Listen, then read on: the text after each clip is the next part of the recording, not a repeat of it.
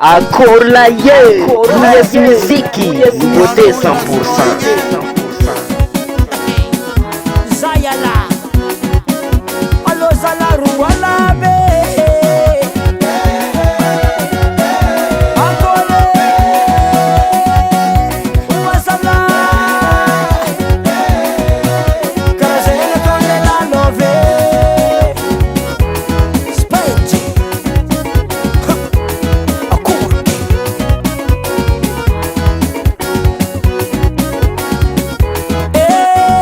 zananga tenga usambate kara kutamilo problemi japni tambate sa una sunderete pu angomanga tsimevita titulungano za fatika tsimedita ita wano satya pamana mbade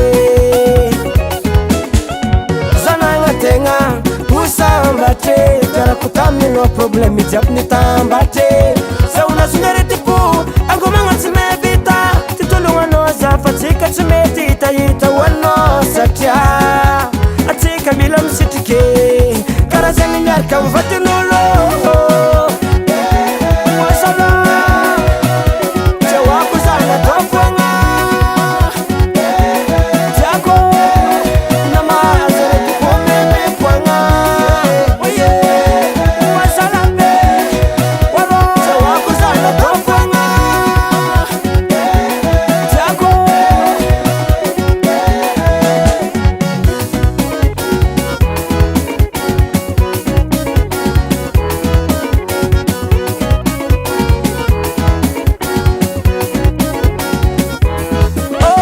definye ekusinge jalta definye rafatanga ngolo balance ngetenga jalta definye oh jalta definye kwarana la kusinge sakin fangenye sakita kula habine disite kula habine asane ngatinge la habine koranet ngata ko badine sa disite kula habine disite kula habine asane ngatinge la habine koranet ngata ko badine ke azafate kozani diso karazini narka mvatunulo